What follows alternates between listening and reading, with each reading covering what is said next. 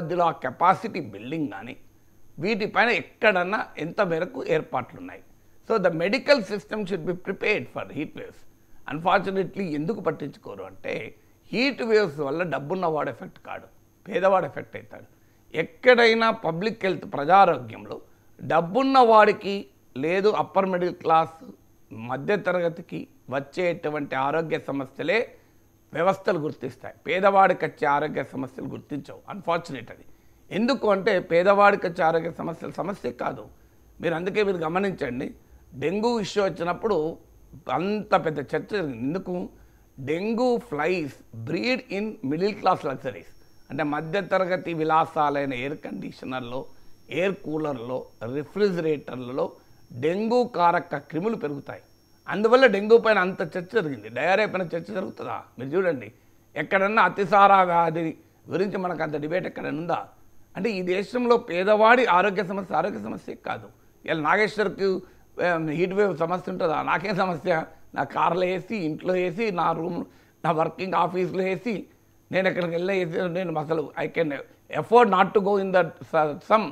అసలు ఈ వేడిలో పోను నేను బయటికి. సో నాకెక్కడ ప్రాబ్లం ఉన్నది? నాకు ప్రాబ్లమే లేదు. నా సమస్య కాదు ఇది. సమస్య ఎవరు? నా సమస్య ఎవరంటే నా అపార్ట్మెంట్కి ఉండే సెక్యూరిటీ గార్డు సమస్య. ఎందుకంటే గేట్ దగ్గర ఎండలో నిలబడాలి. నా ఇంట్లో పనిచేసే వారికి సమస్య. ఎందుకంటే నడుచుకుంటూ ఎండలో రావాలి, ఎండలో పోవాలి. సో సమస్య వారికి, కన్స్ట్రక్షన్ లేబర్కి సమస్య, రోడ్డు మీద అమ్ముకునే వారికి సమస్య, చిరు వ్యాపారులకు. ఎందుకు సమస్య అంటే వాళ్ళకి తప్పదు కదా, వాళ్ళకి తప్పదు. కనీసం అందుకే వాళ్ళ సమస్య పేదవాళ్ళ సమస్య కనుక అది మనకు ప్రజారోగ్య సమస్యగా కనబడదు. ఇదే ధనవంతుల సమస్య అనుకో, మధ్యతరగతి సమస్య అనుకో, ఇప్పటికే నా గోల జరిగేది. అసలు పేదవాడి సమస్య మనకెవడు పట్టింపు.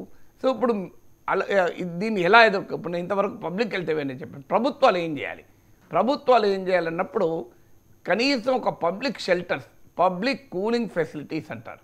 సో ఇప్పుడు అహ్మదాబాద్ లాంటి సిటీలో మున్సిపల్ హీట్ వేవ్ ప్లాన్ అని తయారు చేశారు. మీరు గూగుల్లో కొట్టిన అహ్మదాబాద్ హీట్ వేవ్ ప్లాన్ అని. హైదరాబాద్ హీట్ వేవ్ ప్లాన్ చెప్పండి నాకు ఎక్కడుంది? హైదరాబాద్ హీట్ వేవ్ ప్లాన్ ఏం చేయాలి? పబ్లిక్ కూలింగ్ ఫెసిలిటీస్ క్రియేట్ కావాలి. సో హైదరాబాదు లో ఎక్కడెక్కడ ఇప్పుడు రోడ్డు మీద నడుస్తున్నాడు, ఒక భయంకరంగా వేడి తట్టుకోలేకపోయాడు, ఎక్కడ నిలబడాలి? కనీసం బస్ షెల్టర్లు కరెక్ట్గా ఉన్నాయా? పబ్లిక్ కూలింగ్ ఫెసిలిటీస్లో అవసరం వస్తే ఒక కూలర్ పెట్టి అక్కడ 5 కూర్చుంటట్టు, 10 మంది కూర్చుంటట్టు ప్లేస్ ఎక్కడ ఉందా? పోనీ కనీసం ఒక షేడ్. సో నీకు ఒక బోలెడన్ని ఓపెన్ ప్లేసెస్ ఉంటాయి, పబ్లిక్ ప్రైవేట్. సో ప్రభుత్వం టెంపరీగా అక్కడ కాస్తంత నీడ క్రియేట్ చేశారనుకోండి, ఎవరైనా భయంకరంగా వేడి ఉన్నదనుకోండి కొంతసేపు అక్కడ ఆగగలుగుతారు. సో పబ్లిక్ షెల్టర్స్ ఎక్కడ, పబ్లిక్ కూలింగ్ ఫెసిలిటీస్ క్రియేట్ చేయాలి. తర్వాత పబ్లిక్గా డ్రింకింగ్ వాటర్ ఫెసిలిటీస్, ఇప్పుడు ప్రభుత్వం కావచ్చు, లోకల్ కమ్యూనిటీస్ కావచ్చు, స్వచ్ఛంద సంస్థలను ఇన్వాల్వ్ చేసి కనీసం కొన్ని చోట్ల డ్రింకింగ్ వాటర్ ఫెసిలిటీ క్రియేట్ చేయాలి. ఇప్పుడు మనకు స్వచ్ఛందంగా కొంతమంది ప్రజలు చేస్తూ ఉంటారు. You create awareness. ఒక పెద్ద 1000 మంది అపార్ట్మెంట్లు ఉన్నదనుకోండి, ఆ 1000 అపార్ట్మెంట్ల ముందట రోడ్డు మీద పోయే వాళ్ళ కొరకు ఒక పెద్ద అపార్ట్మెంట్ కాంప్లెక్సెస్ ఉన్నాయి, మన హైరైజ్ కాంప్లెక్సెస్. వాళ్ళ రోడ్డు పైన ఆ జనం పోతున్న జనానికి ఒక మజ్జిగో, లేకుంటే ఒక లెమన్ వాటరో, లేకుంటే ఒక ఓఆర్ఎస్ పౌడరో, లేకుంటే ఒక కొబ్బరి బొండాలో, ఏవో ఒకటి వాళ్ళ కెపాసిటీని బట్టి. మరి కొబ్బరి బొండాలు కాస్ట్లీని కూడా మంచినీళ్ళు ఇవి ఇవ్వలేరా అండి? ఇది కనీసం అవేర్నెస్. మన జిహెచ్ఎంసి ఒక అసోసియేషన్ అందరినీ పిలిచి ఇది హీట్ వేవ్ను మనం అందరం కలిసి ఎదుర్కోవాలి. అందువల్ల మీ కమ్యూనిటీ ఎదురుగా మీరు కనీసం అటువైపు నుంచి ఇటువైపు నుంచి వస్తున్న బాటసారులకు ఈ సదుపాయం కల్పించండి అంటే చాలా అసోసియేషన్లు ఆనందంగా ఈ పనిచేస్తాయి. ఎందుకంటే వాళ్ళకు కూడా సాటిస్ఫాక్షన్ లేదు, మేము మా మున్సిపల్ ఎంప్లాయీస్ని అక్కడ పెడతాం, మీరు స్పాన్సర్ చేయండి అంటే సంతోషంగా స్పాన్సర్ చేస్తారు కదా.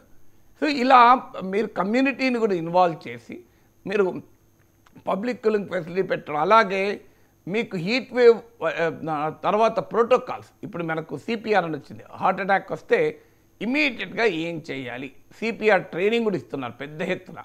సో ఇమీడియట్గా హార్ట్ అటాక్ వచ్చిన వ్యక్తిని ఇమీడియట్గా కాపాడాలి అంటే లైఫ్ సేవింగ్ అయితే సిపిఆర్ ట్రైనింగ్. మరి మీకు హీట్ వేవ్ ట్రైనింగ్ ఎక్కడన్నా ఉందా? అసలు మీకు నాకు తెలుసా, ఒక హీట్ వేవ్తో ఒక వ్యక్తి సన్ స్ట్రోక్ తగిలి పడిపోతాడు, ఏం చేయాలి?